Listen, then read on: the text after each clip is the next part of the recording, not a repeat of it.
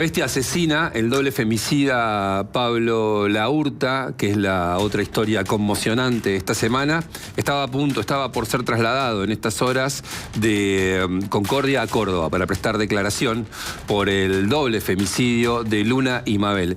Escuchen lo que dijo en el momento del traslado.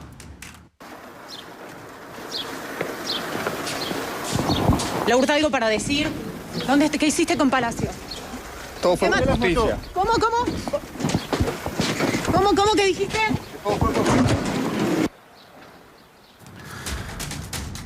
Todo fue por justicia, dijo Laurta cuando una cronista le preguntaba por el cuerpo del remisero, porque es un doble femicidio convertido en triple crimen.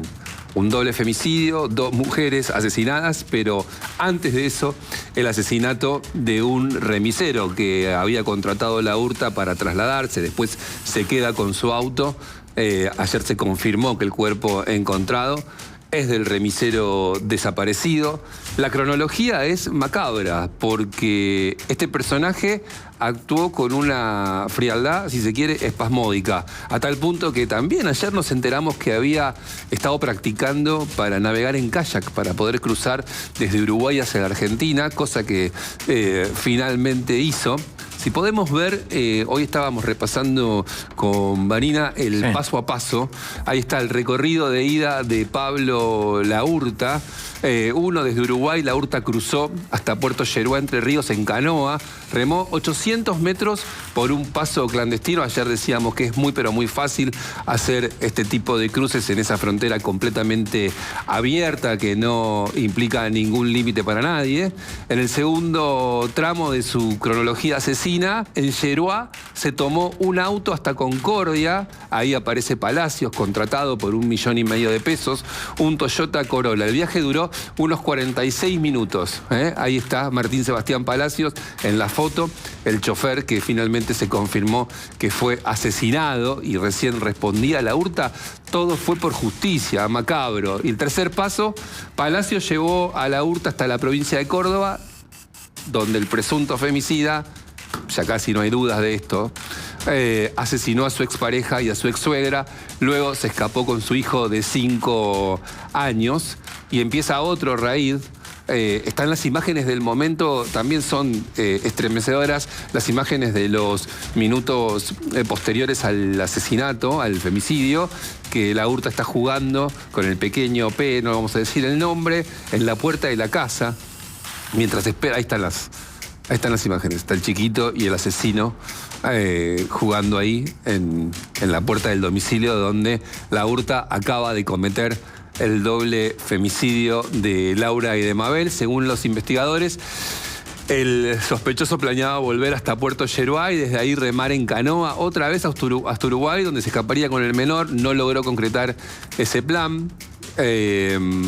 Antes, desde la provincia de Córdoba, Laurta viajó en auto de vuelta. Está un poco confuso los cuadros. Desde provincia de Córdoba, Laurta viajó en auto de vuelta a Entre Ríos con su hijo de 5 años.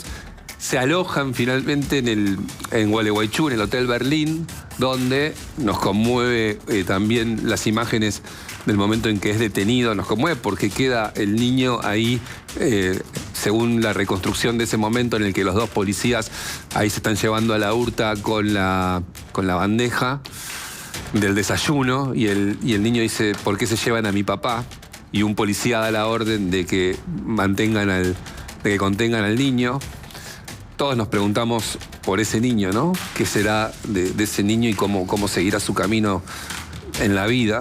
Pero también nos hacemos muchísimas preguntas sobre este femicida que no estaba en la crónica histórica de los casos policiales argentinos y ahora la integra con creces.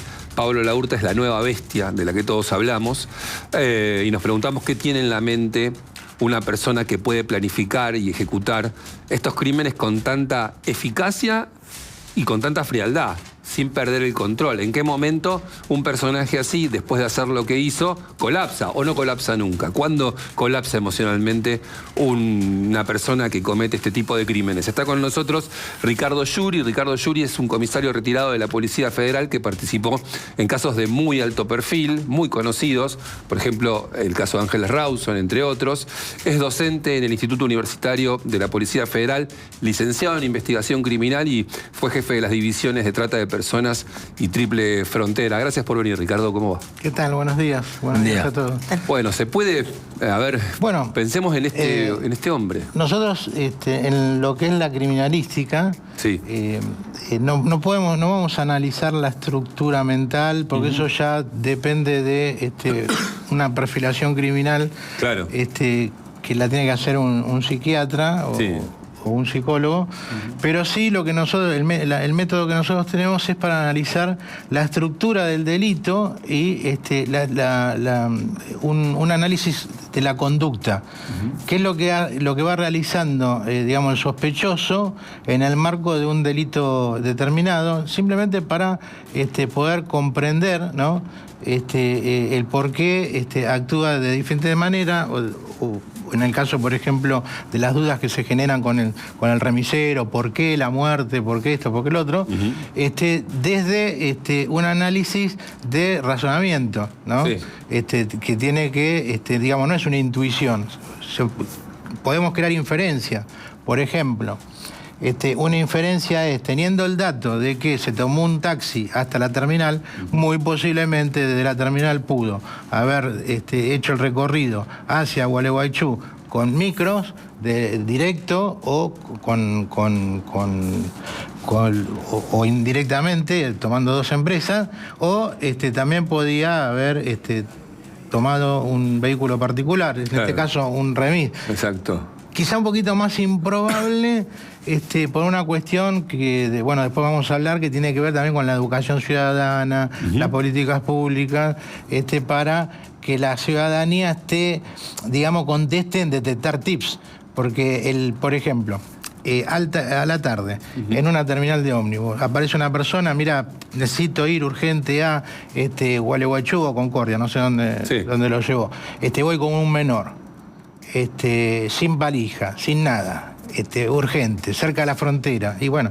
El que recibe ese mensaje, que esté despierto para poder detectar. Porque en realidad tampoco es ponerle tinta al pobre testigo, que termina siendo una víctima de la manipulación de esta persona, porque lo manipula con algo que mucha gente de pronto se puede llegar, que es la carencia de dinero, digo, un viaje fuerte, entonces se minimizan quizás los factores de detección, pero son situaciones que la ciudadanía, si tiene, digamos, esa gimnasia, podría haberse solucionado directamente en Córdoba. Claro, claro. ¿No? Creo que lo leí de un comentario que usted le hizo a Fede Fassbender, nuestro compañero de policiales, que habla de lo estratificado del triple homicidio, si se quiere, ¿no? Que el asesino pudo estratificar, justamente. Me parece interesante. Él está en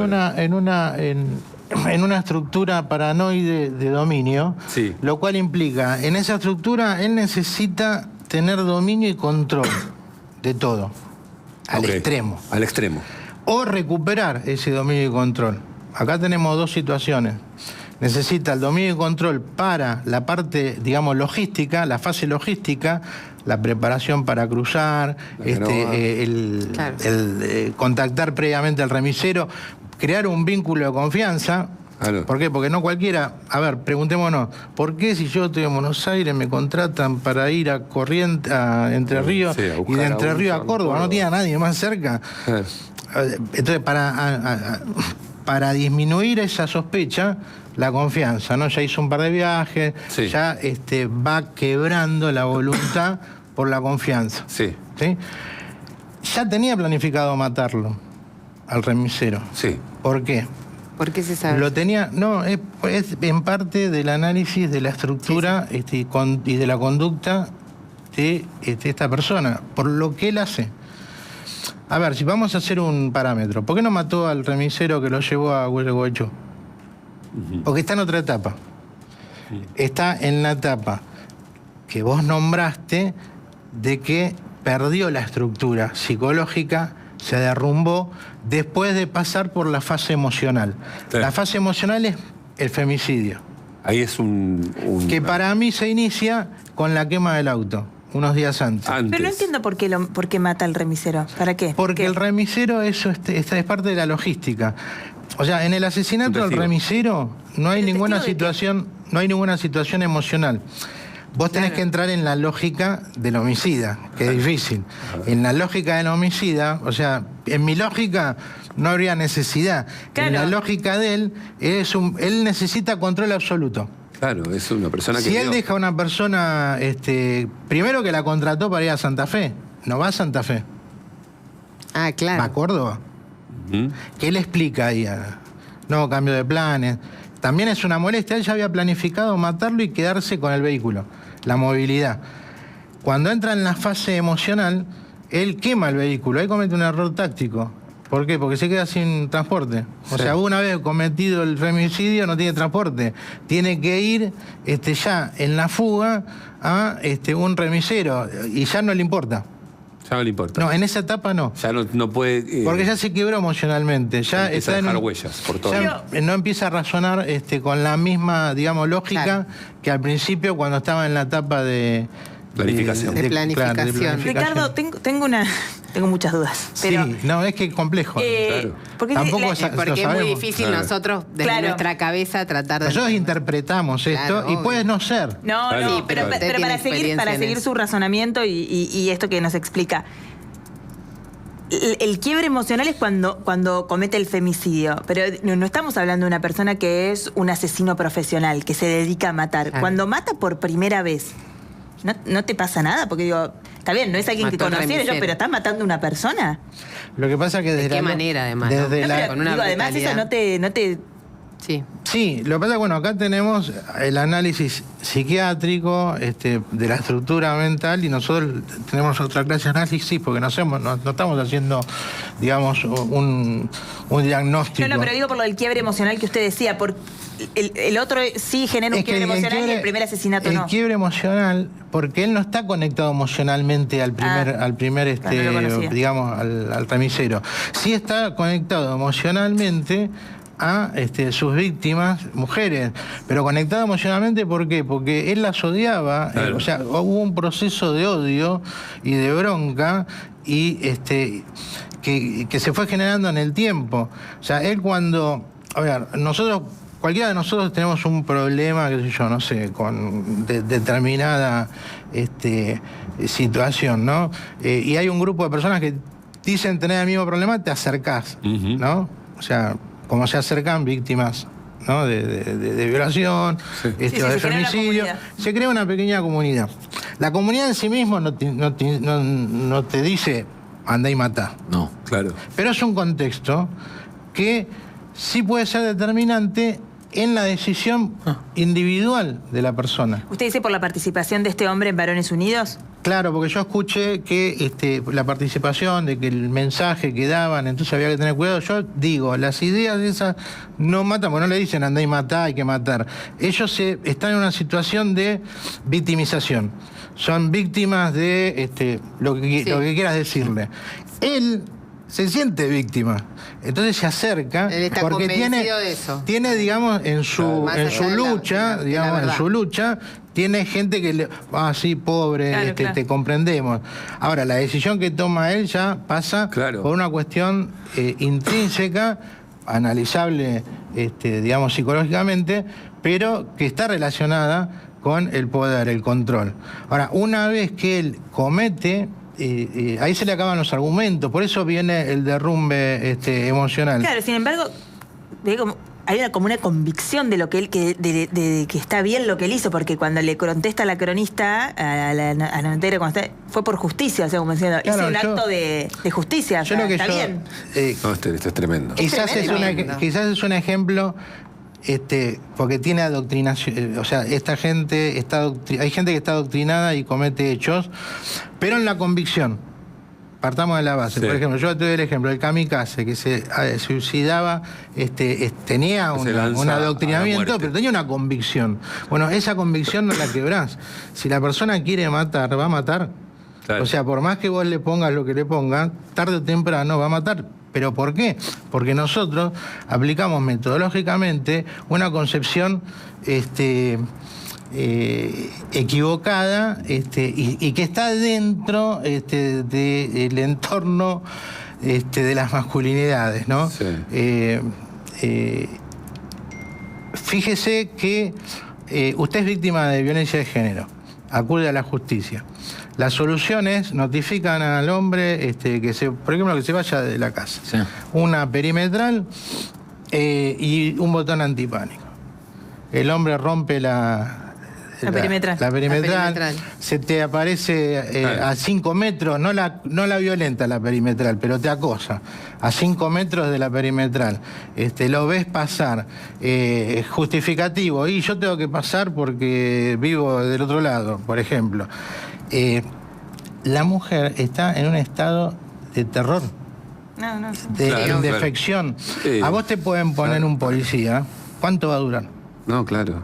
Entonces, encerramos a la víctima, porque la encerramos, le estamos poniendo reja, le estamos poniendo no vayas para acá, viví con temor, mientras ella ve que el otro Anda por ahí acusado merodeando. tiene plena libertad. Hay que revisar Entonces, eso.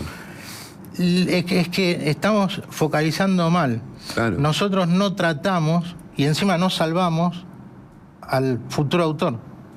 Porque no lo está Está salvando. bien. No está salvando Porque a es un nadie, enfermo. O sea, termina Sí, sí, con claro. el tiempo, Sí. esa estructura de conducta Todos terminan. termina No fortaleciéndose lo frenamos antes. o degradándose sin un control, sin Sí. una terapia, Claro, claro.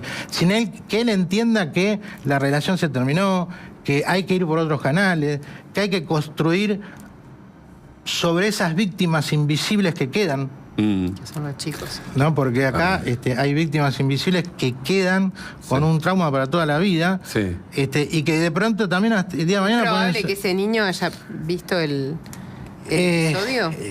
Sí, es probable que se haya tenido una percepción de lo que ocurría, pero esa es parte de la dominación que tiene esta persona.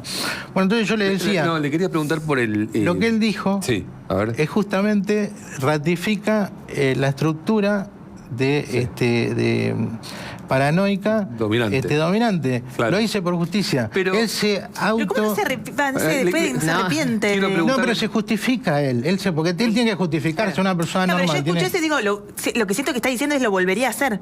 Sí. No, que te lo está diciendo, No, lo y hice cree por que hizo justicia, bien, lo voy sí, a cree que hacer. hizo bien. Tengo la convicción de que hice lo correcto. Vos fíjate. ¿Por qué alguien que tiene tanta capacidad para planificar, en qué momento se desordena absolutamente todo?